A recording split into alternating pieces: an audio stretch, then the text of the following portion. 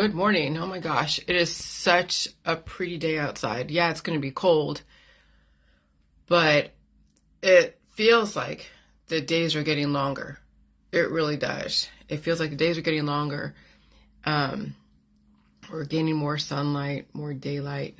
It's nice, and we know also what that also means is storms. Spring is coming into fruition. Storms and tornadoes and hurricanes are going to be something we'll be dealing with the next 6 or 7 months. So, spring is great. It's renewal, but it's also watch out weather. It's also watch out weather. I don't mind the snow, though. The snow over in California, those 8, 10 feet, 15 feet of snow, I'm rethinking my favorite season. May not be winter or any season because they're so extreme right now. Someone asked on Facebook, what's your favorite season? I love winter because it really is a nice, but winter can be extremely extreme, like mammoth. 15 feet of snow on this house. Hey, good morning, everyone. Won't be bad because I have really steep roof. But when you don't have a steep roof and snow can gather in different places, oh yeah, it's not a good thing. It's not a good thing. Okay, so now I'm just like very weather aware, just everything aware. So anyways, I was thinking this morning when I was taking a shower about hoarding, and then I was also thinking about the FDA doing the recall, not let's say recall, but maybe recall or warning people about certain dog foods. Now, you've seen certain dog foods out there, and in the first, 2020, not 2020, I'm sorry, 2000, the conspiracy world kicked off, right? And then we have all the holistic people, and then you have everybody demonizing food and having an issue with Coca-Cola, having an issue with foods that were like genetically modified, right? And so there's already like the usual suspects of food items that may have been under mainstream brands like Nestle and Kraft and all those. And people are like, oh yeah, these are bad companies. They have all the GMO. Look, these are the companies. And they show like Procter and Gamble and all these different companies and how they would demonize them and say, oh yeah, look at these chemicals. They're so horrible. Look at these chemicals are so horrible and all of that. And so I'm just like, okay, so we have all those usual suspects. So you see those and you see it constantly being confirmed and reconfirmed by people who are having, intolerance or issues. And so I'm like, okay, whatever. But then just last night, and I said, with the whole J world is that at some point when you're able to assimilate to the world, you won't have an issue with any of these food companies. But people don't want to listen. They think, oh, you're just, you're a sellout, Jillian. You're just this, you're that, you're lying, you're full of shit and all that. I'm like, okay, whatever. But now when I had a dog, I was using Acana, Acana, yeah.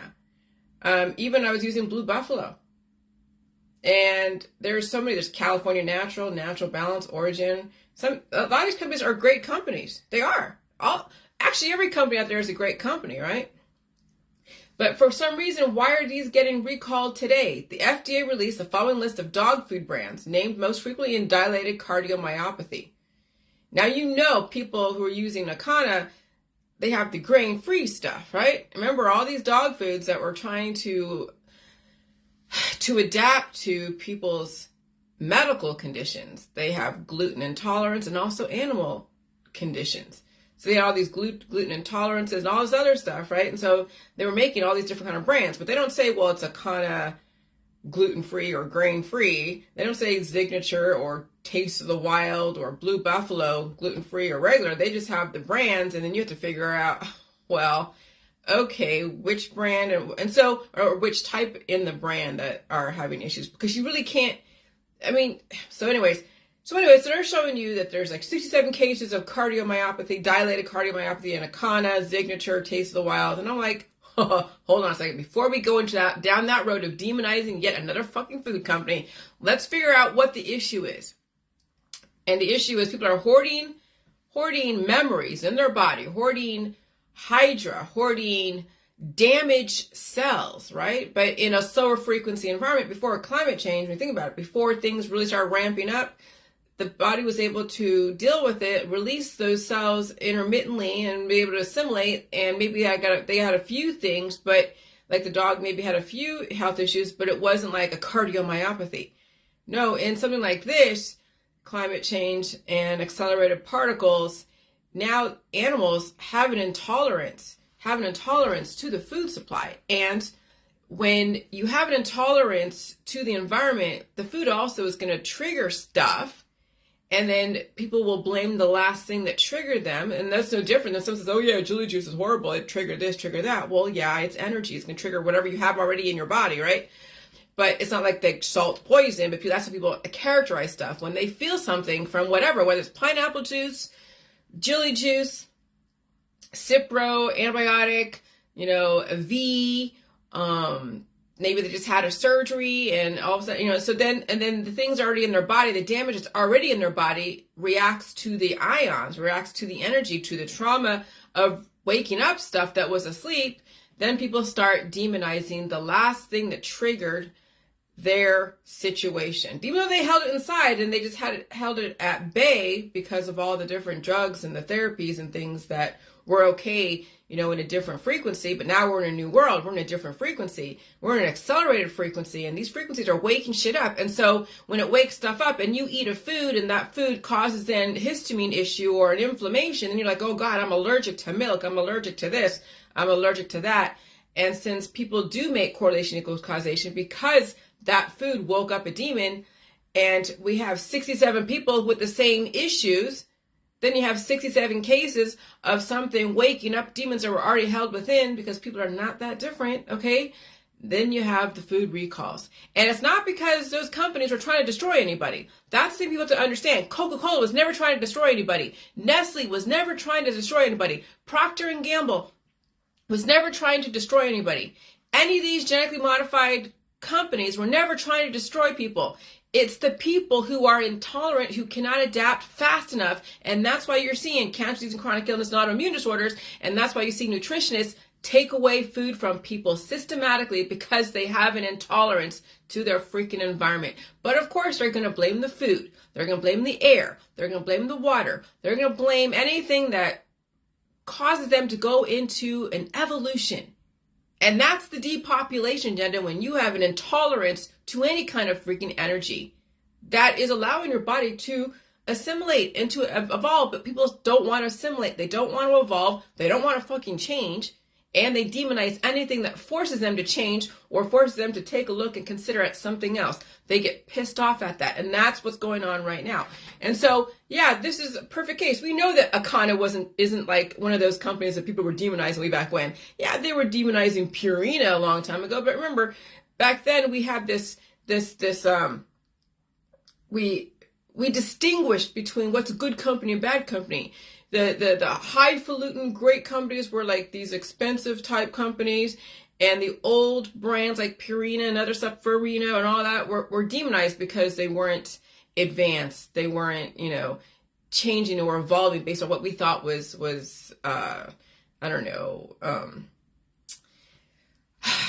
cleaner eating, right? I mean, I never bought Purina for my dog food. I didn't go to like the Dollar General and go buy my dog food. No, I went to like a good dog food place that had the most expensive dog food. And so that's what I'm saying. The cheaper dog food was demonized over the more expensive one. So then you're like, okay, well, if Purina is cheaper, then that has worse ingredients than like, a Blue Buffalo or like an Akana. Because I'm telling you, I had someone who's really good at raising dogs, I guess. She was a canine, police canine unit, and she was recommending Akana. So she's not going to recommend a shitty company. She has a freaking canine dog, a German Shepherd that does German Shepherd stuff, canine stuff, and police units. So then I'm looking at this going like, I see it. And now here is an example of companies that we know for a fact that were expensive, that had great ingredients, that we all agreed upon that were better than the cheaper shit you get at Dollar General, right?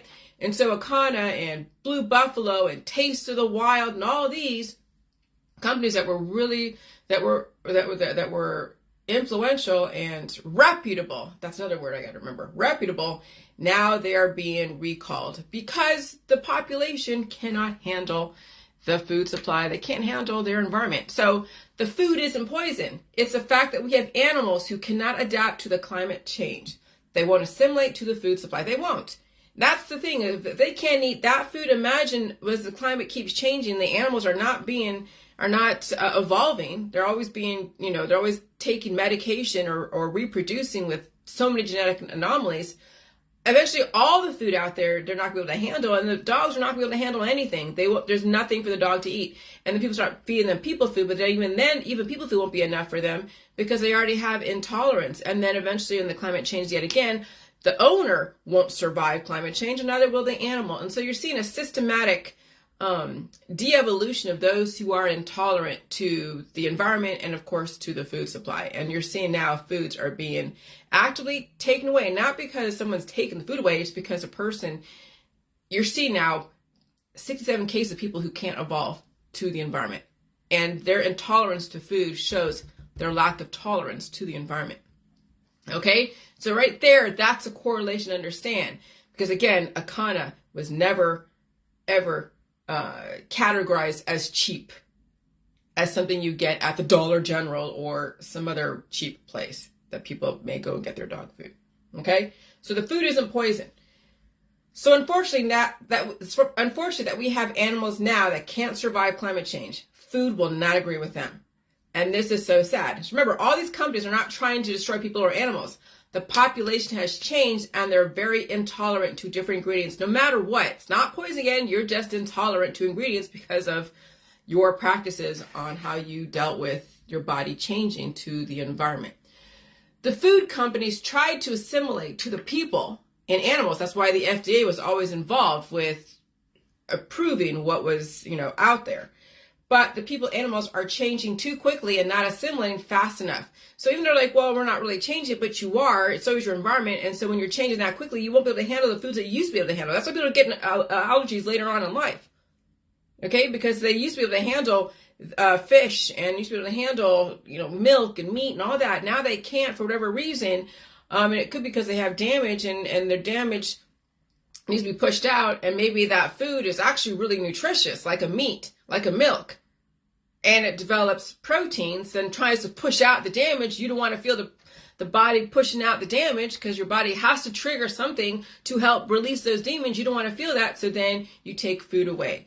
And that's really what's going on. That's why people don't drink milk or eat meat or eat anything that's like fermented, because it will trigger inflammation that they don't want to feel. And so they are hoarding the bad memories within. They're hoarding trauma. They're hoarding old world stuff. And so my exposure to hoarding traumatic memories, damaged proteins, was actually when I was in my 20s. My friend Teresa, her grandma is in Rossmoor in Walnut Creek, and that's a retirement community. And we'd go into her apartment. She would help take care of her grandma. And she had so many things piled on top of each other. You'd walk in and there'd be like a path. And you've seen the hoarding shows, but this was like a clean hoarding situation. Obviously, you've seen on the TLC some really dirty hoarding situations. But when you have that many traumatic memories from maybe the 1930s, 1920s, and then all the different, exposures to microbes and other traumas and events and things that you don't release, you're holding on to memories that then have an attachment to material items. That's where all the hoarding comes from. And that also will clue you in on the intolerances to food, to people, to cultures, to change. And so hoarding actually is a huge indicator. Hoarding people, all your friends and family and social networks, hoarding all of that energy because it's the memories and stuff that could destroy you. Hoarding and attachments to material items, objects, collecting stuff. I mean, the thing with the J world, it's a systematic approach to releasing the demons, releasing the damage, building new memories, building new demons, I guess, so to speak, and then cleaning up the inside. But then also that translates to your home. That translates to all the things that are in your home. What are you holding on to? Why are you holding on to it? Is it even freaking necessary? And so when someone has that much damage, that much memories that are keeping them alive right now, it's going to be very difficult for them to release those demons, release those memories, because once you release those, do you have the capacity to develop new memories? Do you have the capacity to develop new proteins? Some people don't. So when you're trying to help them release the demons and they're not actually building up new demons, new memories, then that will destroy them. So there is actually a correlation between people holding on to old memories because it's keeping them alive for a certain amount of time, okay? But they don't have the capacity to develop new demons, new memories, a new path in life. They are stuck with the old world and they will die with the old world. And that's the reality that I've come to terms with. And so, but in my half of the world, as far as my marriage, I'm releasing a lot of my demons. Now, I release a lot of my own stuff, like in my bedroom, which is where I predominantly keep all my stuff. And there was like one box of all those memories of photographs that were in the basement that I pulled up and was then going through. My office is another place where I was releasing demons of paperwork and things that you think you need to hold on to. But now it's stuff that my husband and I share, and I got to figure out, okay, does he really need this? Does he really need that? We have stuff like in our dining room, a hutch that has like 5 different sets of dishware. Why are we hauling that around? Because when we were out there in the sticks over there in Carrollton, and we were living out there in that community, and somebody had an estate sale, but someone was helping them deal with that estate sale, and then they had like 10 different dishes, and these were old dishes, pioneer dishes. They were like corn flour and china, and it was free to us. So my husband and I, when we were over there, we were just taking dishes, because it was going to be thrown away or someone was going to take it. So we took like 5 different sets of dishes. And I'm like, why are we holding on to somebody's junk from the past that we're not going to have any use for? It's sitting in this cabinet. And so, and why have I not gotten rid of it even like 2 years ago? When I'm like, well, we have one set of dishes here. It's not like we have dinner parties upon dinner parties. And if we do, we're using plastic or paper plates. We're not going to be using fine china. We don't have a big long table, like a king's table with like 50 people that can fit. I mean, what would we be thinking? But that's the thing. At certain times you think that you need this because it's free, right? It's free. No, it's just junk you're hauling. I mean, we actually moved 5 sets of fucking dishes. 5 sets of dishes. We moved that. Why don't we just get rid of it at our old house? Oh no, we moved it for a reason, because we had an attachment to it, because it was a memory from something else that really served us no purpose. And so when you finally release the demons, you release all those different memories that you really don't need, then you go look at your house and be like, really, do I need this? Do I need that? Do I need that? I mean, the pictures that I held on to for the last 30 years, I have maybe 50 pictures I posted on Facebook that I'm going to keep. Those pictures that I posted on Facebook, they're in a drawer in my family room, and they'll stay in the drawer. They're on Facebook for me to look at every so often. This is great. No bad memories, really. And then they're in the drawer, and any kind of memories that weren't bad, but just don't serve a purpose, they're out there in the garbage for, somebody else to go look at and be like, who's this person, right? But, but that's the thing. And so releasing those memories when you're able to regenerate is so freeing. If you're not able to regenerate and develop new memories, then you don't want to release the old memories. And I get it. And that's a major distinction that I have to remember, because not everybody is able to develop a new path in life. They are too far gone that if they release so many of the old memories and they don't want to stay home and deal with that transition, they are stuck with the old memories. They're stuck with it. And they're living in it. And you can see people on Facebook just reliving the old past. See, when I'm on Facebook, I belong to so many different groups. I belong to so many different, vintage photography, the Gen X, 80s kids, Appalachian, which I have absolutely no real, past with Appalachian. That's like a new thing for me, discovering, that culture, because I'm married into it on some level. But I mean, the groups that I circulate in are just things that represent things that I'm interested in, and things that are the past, yes, but I don't depend upon that to keep me going. It's just nice to look back and remember. Just like when you go to sleep at night and you have dreams, which I don't really have dreams now, because I go to sleep and I'm dead asleep, then I wake up and I'm awake, as if like just something woke me up. I don't know what it is, and I'm awake. And I could go run a marathon if I wanted to, but no, then I'm like, okay, I have to sleep. It's 3:00 in the morning, I have to sleep. So I go back to sleep again, and I'm dead to the world for that hour and a half, 2 hours. And I wake up, it's like 6 o'clock. I'm like, oh my God, where'd the time go? Okay. But during the day, I develop new memories. I clean out old memories. My house is a representation of the new and the old, figure out how to work together, right? And how much do you get rid of and how much do you keep? And is keeping this keeping you alive, or is keeping this destroying you? But, since I've released a lot of the old stuff in my body and developed new stuff, I'm able to release so much stuff. Whereas my husband is going to have trouble releasing old things.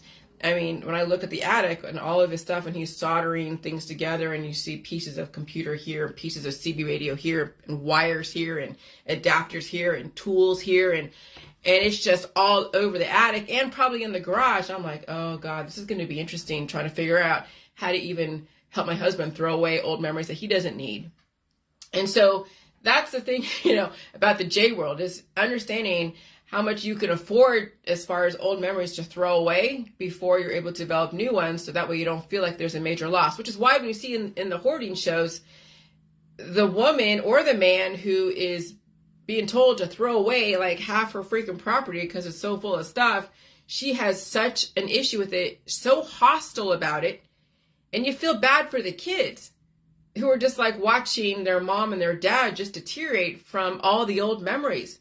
I mean, they have like 10 different mattresses that are all full of bed bugs and roaches and dead animals and all of that. And you're just like, holy shit. But they have a health issue. Their health issues, they're holding on to memories. They got cancer, disease, chronic illness, autoimmune disorders, PTSD, and it translates in the hoarding.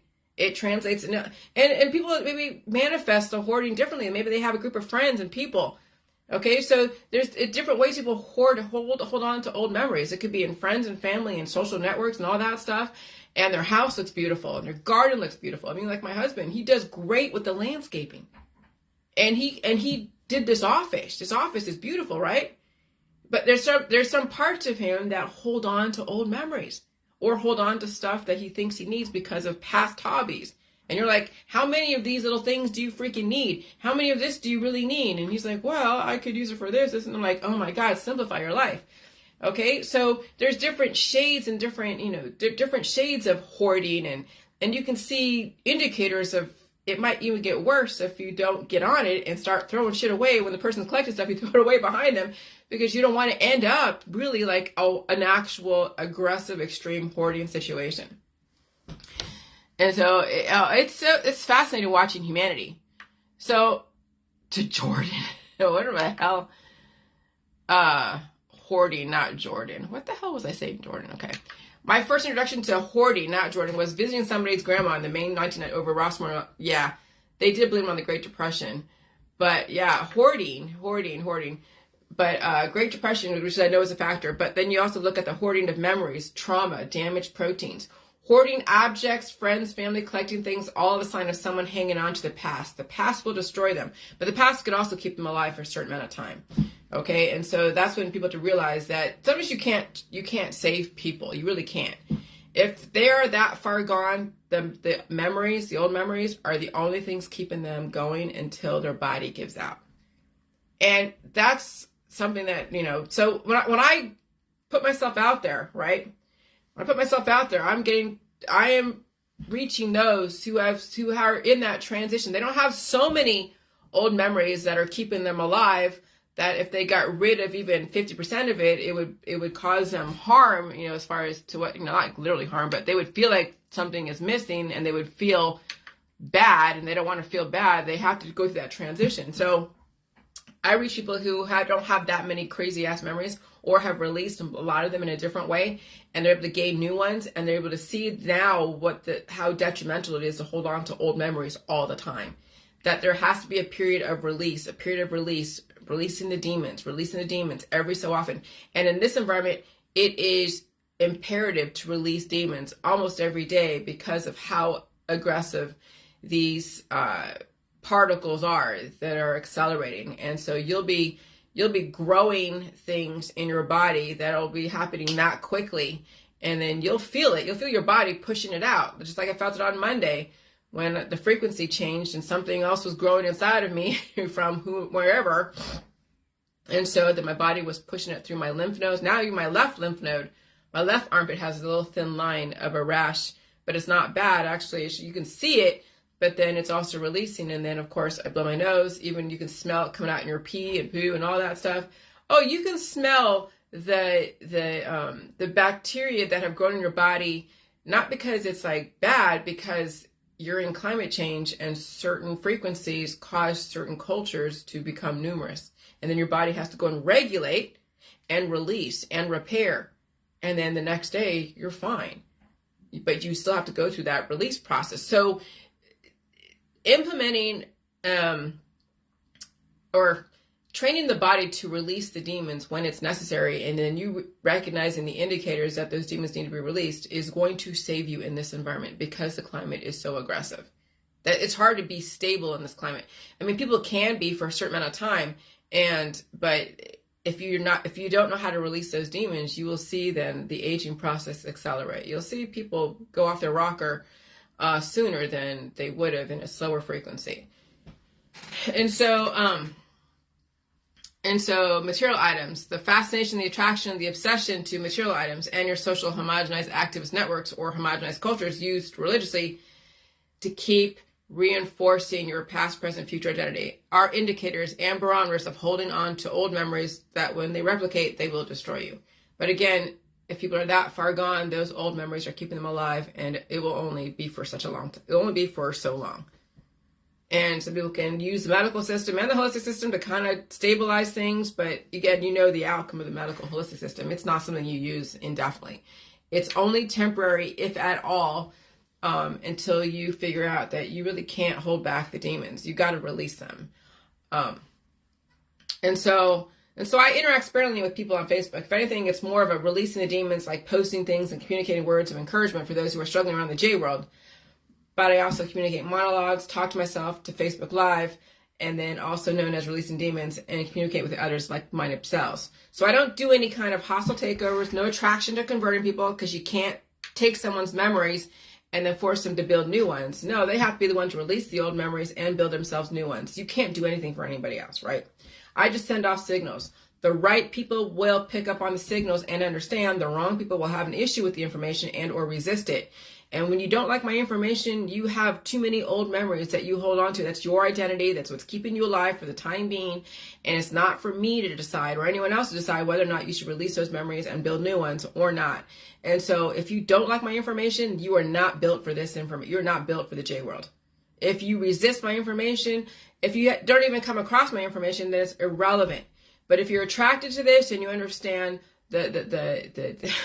what I'm doing, if you're not attracted to this and you're resisting it and you're trying to convert me to say that I'm wrong, bad, or this, then it means that you're not built for this. You need to stay in your world, stay with the old memories. You will have your predictable life, which is not a bad thing. We've done it for centuries, okay? And you will be happy, whatever that fuck that means. And if you're not happy, then that's your own problem. It's not for me to make you happy or not happy or whatever, okay? So this information is for those that have what it takes to release old memories, build new ones simultaneously without destroying themselves, and get a new lease on life, and then also be able to be representation if they so choose, okay? And so if you're not within my sphere of influence, you won't be affected at all, one way or the other, all right? So once you're in earshot of my information, you always have a choice. And so I wake up refreshed every day. Even when I toss and turn in the middle of the night, like I did last night, I still wake up refreshed. I mean, I woke up at 1. I woke up at 10. Like I went to bed at around, I don't know, like 8. And I woke up, I'm like, oh, it's 9:30? Jeez, I woke up, it's 9:30. Then I watch another movie or something, and then I go back to sleep, and I wake up, it's like at midnight or 1 o'clock. I'm like, okay. Go back to sleep for a couple hours. Wake up again. Oh, shit, it's 3 o'clock. Now I can't really sleep. Okay, and then go back to sleep again. Oh, shit, now it's 6 o'clock. All right, so it's incremental sleep. Things are going on. Things are changing. But I release demons. I eat, and I just keep moving forward. And so after all the different sicknesses I've experienced, all the different infections the last 2 years, even just the ones that happened recently after my dog passed away, you would think I'd be stuck in a loop of long COVID. You would think I'd be stuck in a loop. Nope. I'm not stuck. I have got out. I'm able to release that and go on to the next thing. And I'm amazed every day when I wake up. I could have been caught in a loop and been diagnosed with a condition couple years ago, even a couple weeks ago. That 1 week of having that infection in my neck and then being stiff and then feeling the fatigue. And after that, I could have been caught in a loop with that. But no, I was able to release that and deal with that. When my husband was sick and I felt certain things, I released those demons, wake up refreshed. You know, I might feel it, felt it in my arm and felt stuff in my armpits and feeling things coming out and weird smells coming out of your body because your body is releasing. You don't say, oh my God, something's wrong with you. No, your body's releasing things that were growing based upon the frequencies. Remember, you have 69 trillion microbes, Hydra, 69 trillion, and then they all have their own families, okay? There's 69 trillion unique identifiers. So when you have 69 trillion head of households, can you imagine how many generations of family in those 69 trillion head of households? When you think about it, 69 trillion. So yeah, when the frequencies change, you're going to have bloom in different parts of the body. Your body also has to release that and keep the balance. And you're going to have to feel the release process. But what cancer, disease, chronic illness, autoimmune disorders, and all of that stuff, food intolerance, allergies, that's people keeping in the cultures that have become too numerous. And then it causes the diversity. Then you see all types of people because of what kind of microbes have taken over their body. And so some people look actually really similar. I've seen doppelgangers of people like, this person looks like this person. They hold probably the same microbes that are controlling their outward appearance. They may not have the same, background. They may not have the same, may not come from the same area. They may not have the same occupation, but they have the same microbes. And those microbes give off a specific outward appearance, external appearance. And so that's why we all look kind of similar, because of the microbes that we hold within and how we have let them get out of control or kept them under control. So anyway, that's all I'm going to say. But the hoarding thing, yeah. When you release those demons in your body, you start releasing the bullshit in your house. And that's when you look at my room, I wake up, I'm like, oh my God. I wake up unencumbered. I wake up uncluttered. I wake up like, wow, I don't really see anything just hanging here and on the floor here. And I mean, all that is just gone, and it's so functional. It's like I could breathe again. That's the freedom. And then I can develop a new path. I can put when I don't have all that clutter in my house, and where I wake up and clutter, I don't have a cluttered mind. I don't have a cluttered bedroom. I don't have a cluttered office. I'm going to have to unclutter common spaces with my husband, but I'll do that. But that leads to a whole new freedom. And then when so if you have an uncluttered house, right, but you have a cluttered social life, well, remember, people's memories, they manifest their obsession, their attachment to the past can be held in people. It can be held in occupations. It could be held in so many different things. Okay? And so uncluttering your life is not just your house. It's not just, your room. It's also your lifestyle, belief systems, your politics, uncluttering your politics, uncluttering your religion, uncluttering your scientific dogmas, uncluttering your social world. That's the freedom. When you unclutter everything, then you're like, well, what would people die from? A freak accident. All right, bye.